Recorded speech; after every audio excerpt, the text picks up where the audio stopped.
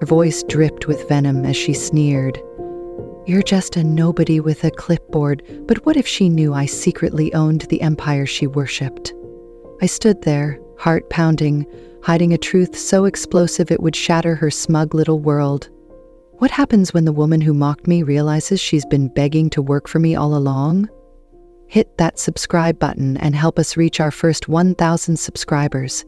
Don't miss the unraveling. I grew up in Elmwood, a sleepy dot on the map where the summers buzzed with cicadas and the winters wrapped everything in a hush of frost. It wasn't much, just a handful of streets lined with clapboard houses, a gas station that doubled as a grocery, and a garage where my dad spent his days elbow-deep in engines. He was a mechanic, a quiet man with hands rough as sandpaper and a face carved with lines from years of squinting at rusted bolts. Every night he'd come home, his flannel streaked with grease, and drop into the armchair with a sigh. "Fixed a pickup today," he'd say, his voice gravelly but warm, tossing me a tired smile. I'd sit at his feet, tracing the stains on his boots, dreaming of something bigger than that little town.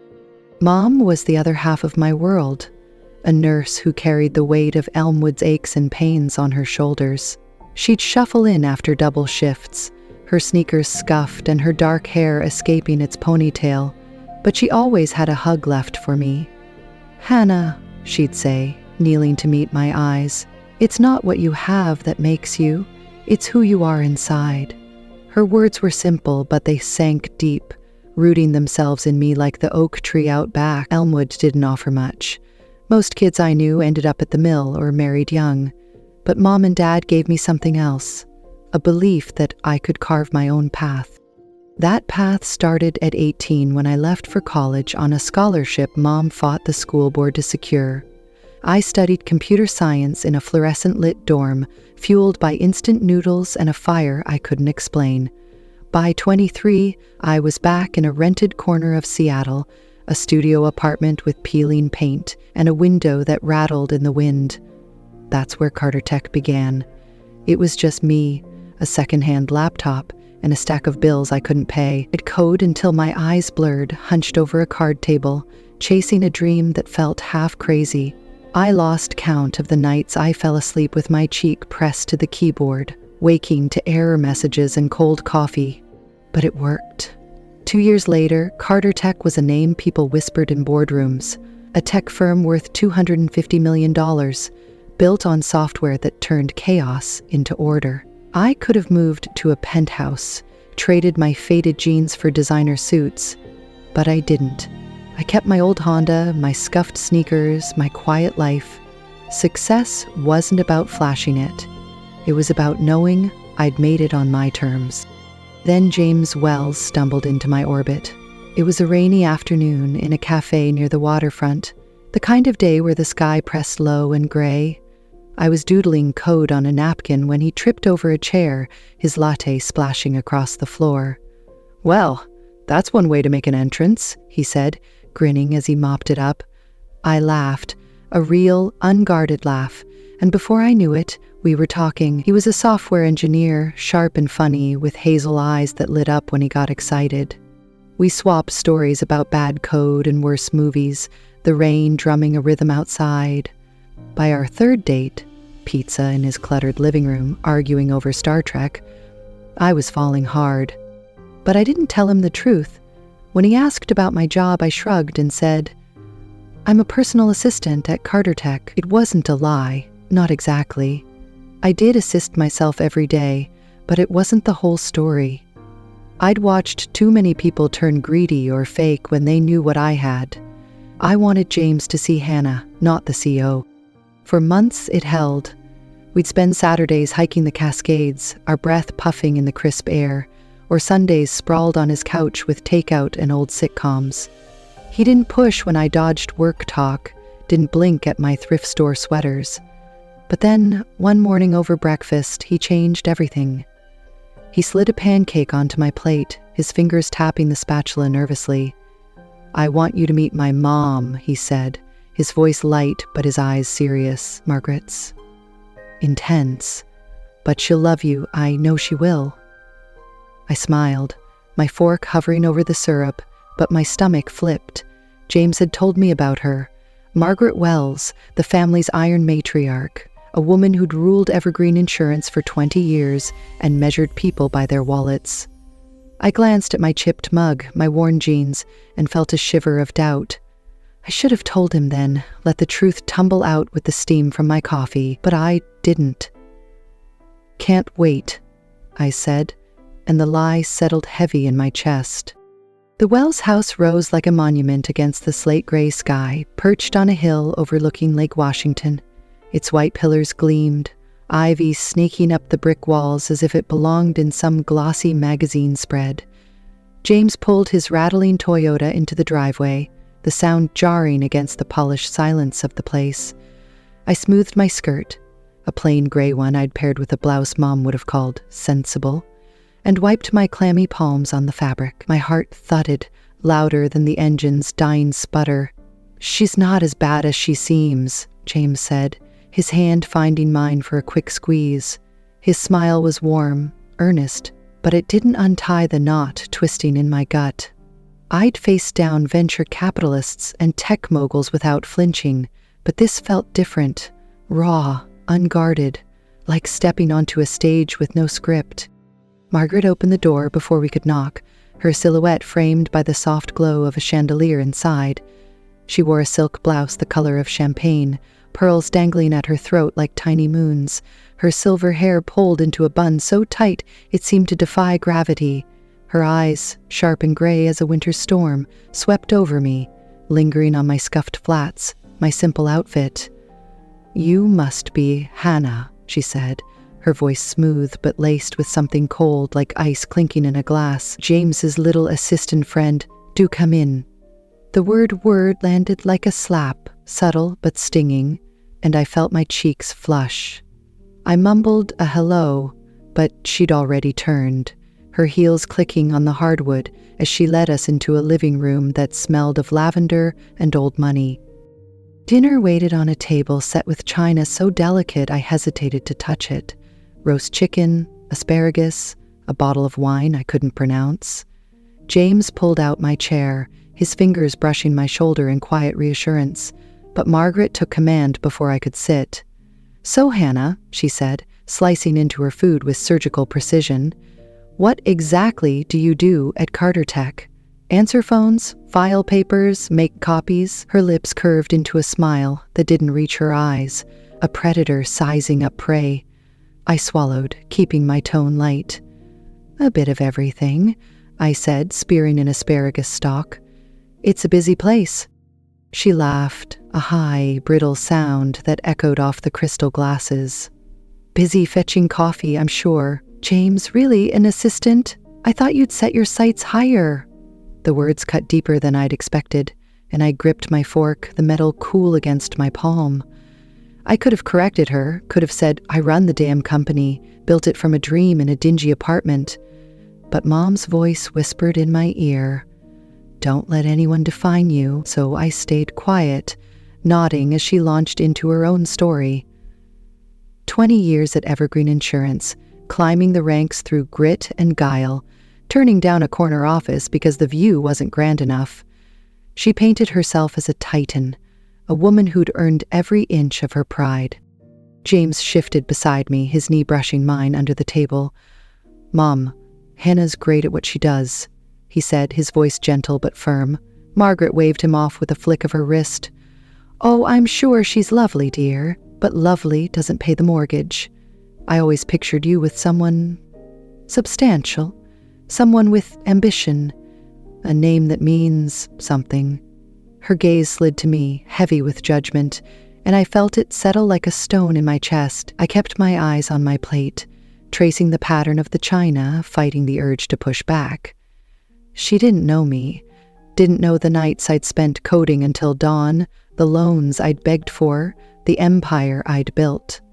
But her words gnawed at me, picking at a wound I hadn't known was there. The rest of the meal blurred into more of her tales.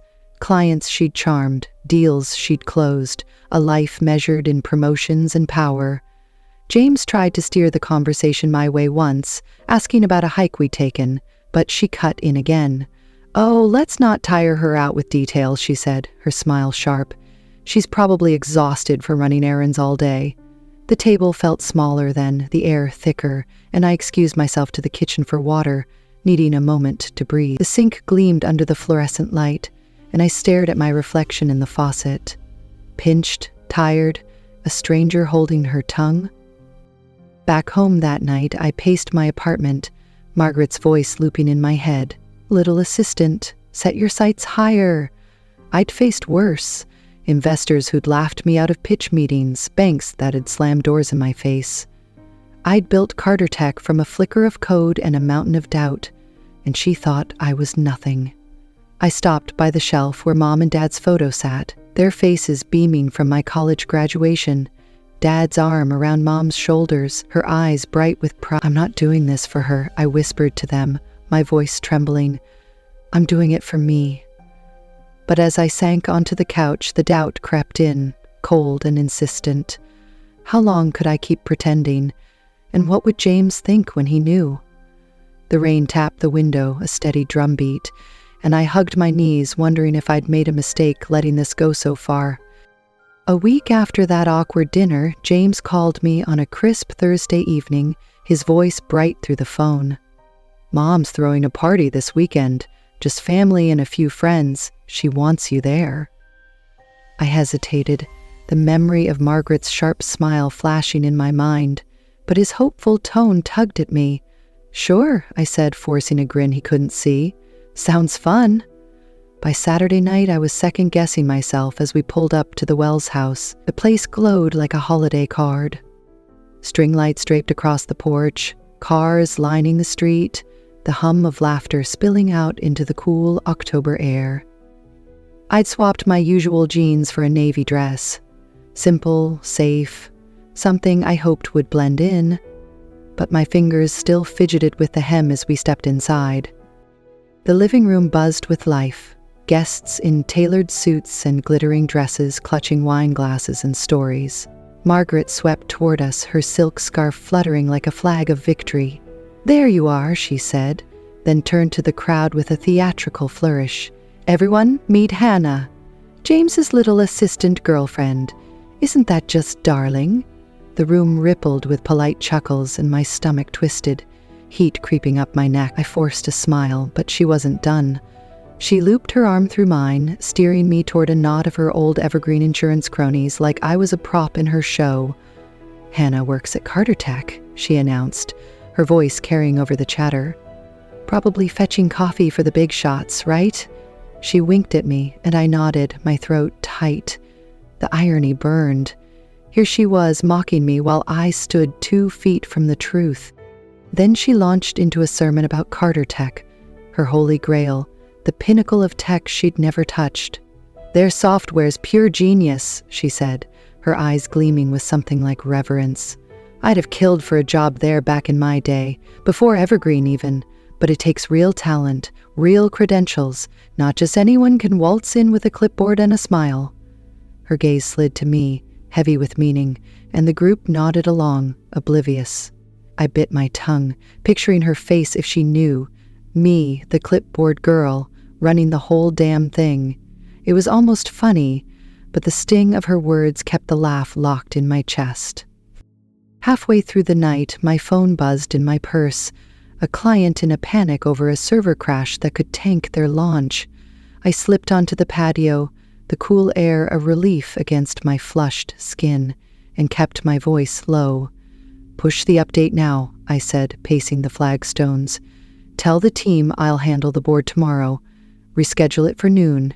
I hung up, exhaling, only to turn and find Margaret leaning against the doorframe, her eyebrow arched like a drawn bow. "Who was that?" she asked, her tone thick with suspicion.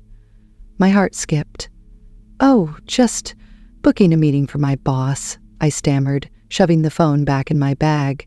She snorted, a sharp, dismissive sound. "Of course, always the errand girl, aren't you?" She turned back inside, her scarf trailing like a taunt, and I stood there, clutching my purse, the lie souring on my lips. James found me later, his brow creased as he handed me a glass of water. "You okay?" Mom's on a roll tonight. She's had 3 glasses of Pinot. I forced a laugh, but it came out brittle. I'm fine, I said, sipping the water, though my chest felt tight. The party swirled around us, clinking glasses, bursts of laughter, but I felt like I was underwater, Margaret's jabs echoing in my ears. I excused myself to the bathroom, needing a moment to breathe. The mirror above the sink showed a woman I barely recognized. Pinched cheeks, tired eyes, someone hiding behind a mask she'd made herself. Mom's voice rang in my head. Be who you are. But who was that here? The CEO who'd conquered tech giants? Or the girl letting herself be laughed at? I splashed water on my face, the cold snapping me back, but the question lingered. Back outside, James was on the patio, his phone pressed to his ear. He hung up as I approached, his face puzzled. That was weird, he said, pocketing the device. Some guy from Carter Tech called, asked for the boss. Thought I was you for a second. My breath caught, sharp and sudden. What? I managed, my voice thin. He frowned, stepping closer. Hannah, is there something you're not...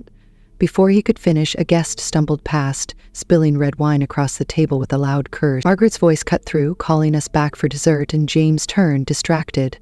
I followed him inside, my pulse hammering in my ears. The truth was slipping out, a thread unraveling faster than I could catch it.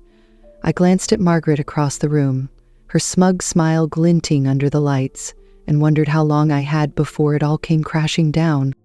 The next morning, I woke to the sound of rain drumming against my apartment window, a steady gray rhythm that matched the churn in my chest. James's call last night, his puzzled, some guy from Carter Tech asked for the boss, had haunted me through restless dreams. I'd meant to call him back, to explain, but the words wouldn't come. I was still staring at my coffee, cold in its mug, when the doorbell rang. I opened it to find James standing there. Rain dripping from his jacket, his hazel eyes dark with something I couldn't name. Hannah, we need to talk, he said, stepping inside without waiting for an invite. I shut the door, my hands trembling as I turned to face him. What's going on? He asked, his voice low but steady. Who are you really? The air thickened, heavy with 6 months of half-truths I'd spun like a web. I took a deep breath, steadying myself against the counter. I'm the CEO of Carter Tech, I said, meeting his gaze. I built it. From nothing. From a laptop in a crummy apartment. I didn't tell you because I wanted you to love me for me, not my money or my title. He stared, his jaw tightening, processing the weight of it. You lied, he said finally, and the word hit like a punch. I nodded, stepping closer. I did, but not to hurt you.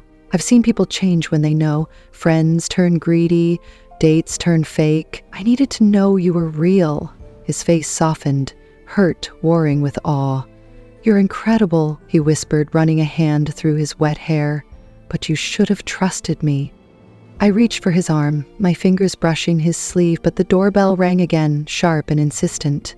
Before I could move, James opened it, and Margaret stormed in, her coat soaked, her gray eyes blazing. What's this nonsense? She snapped, brushing past him. James said, She stopped dead, her words choking off as her gaze landed on my home office. We'd moved there mid-argument, the door left ajar. The desk gleamed under a skylight, Carter Tech's logo etched into the glass top.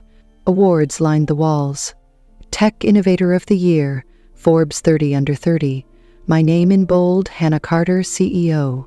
Her mouth opened, then closed, her hands curling into fists at her sides. No, she said, shaking her head like she could will it away. This isn't real. It is, I said, stepping forward, my voice calm despite the storm in my chest. I built this company. Every line of code, every sleepless night, every rejection I turned into a win. And I didn't need to flaunt it to prove I'm worth something. She flinched, her face crumpling. Shock first, then a flicker of fury. You let me think. You let me say all those things. Her voice cracked, rising as she turned to James. Did you know? He shook his head, still dazed, and she spun back to me, her scarf slipping loose. Why? Why play this stupid game? I held her stare, unflinching.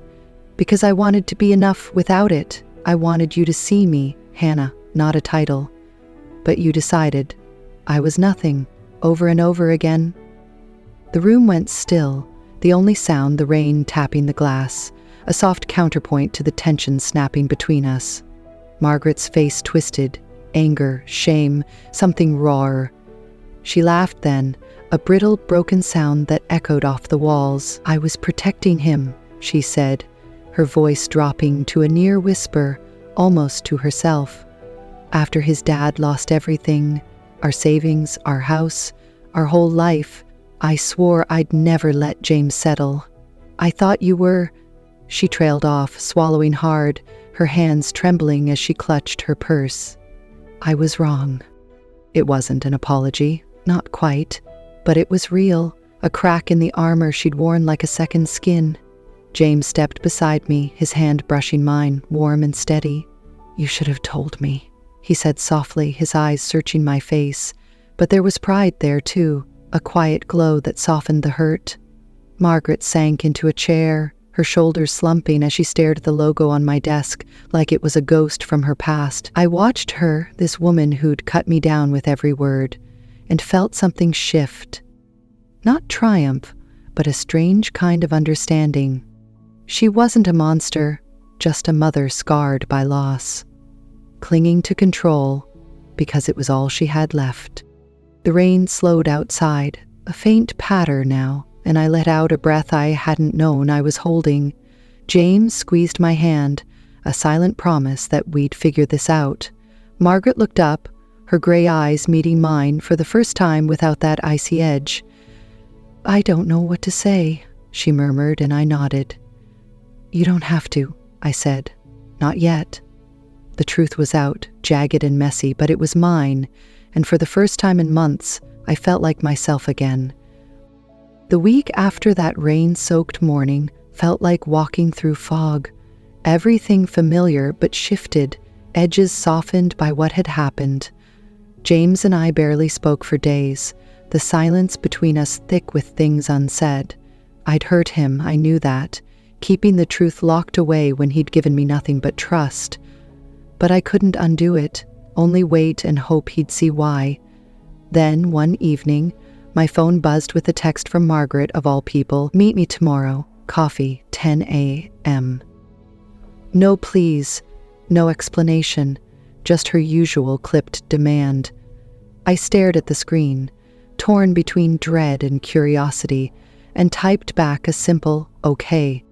She was already there when I arrived at the cafe downtown, perched at a corner table with a cup of tea steaming in front of her.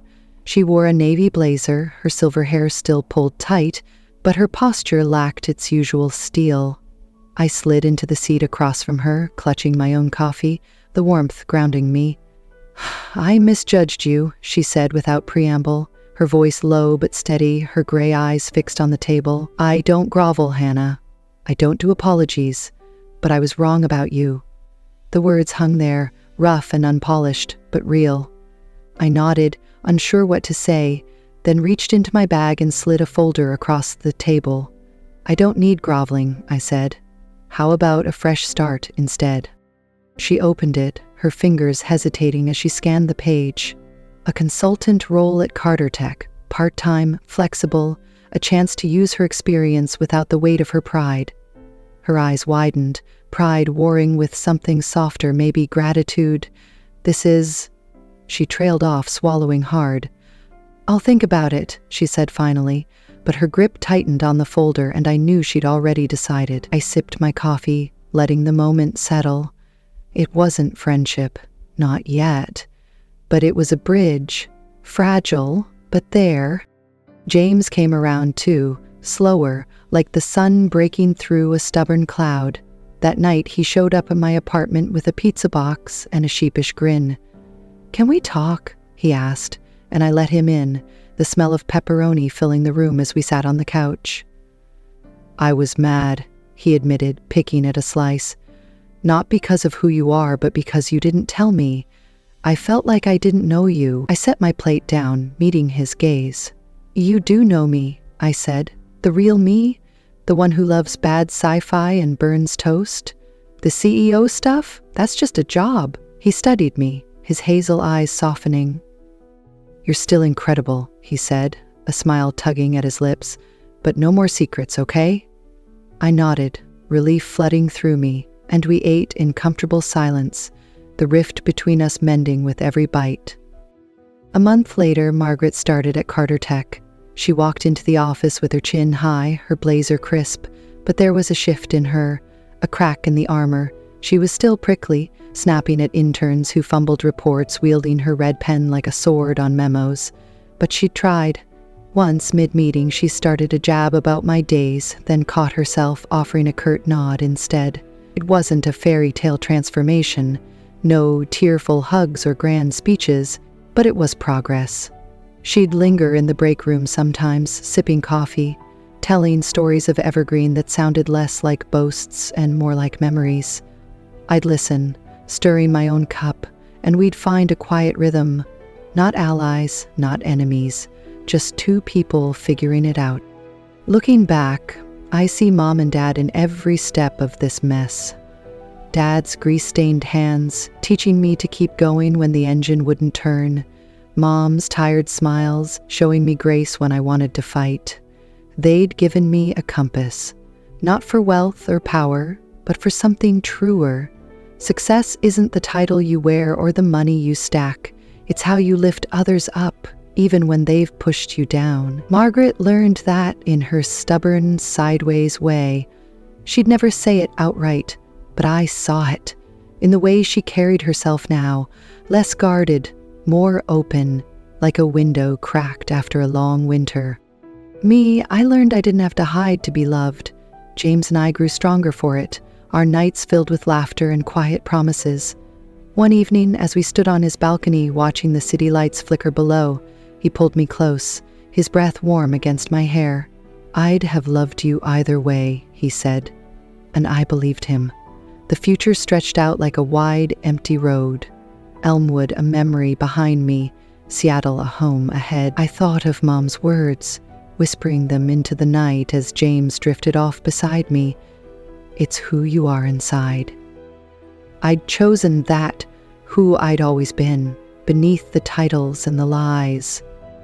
The rain had stopped, the sky clear, and for the first time in months, I wasn't afraid of what came next.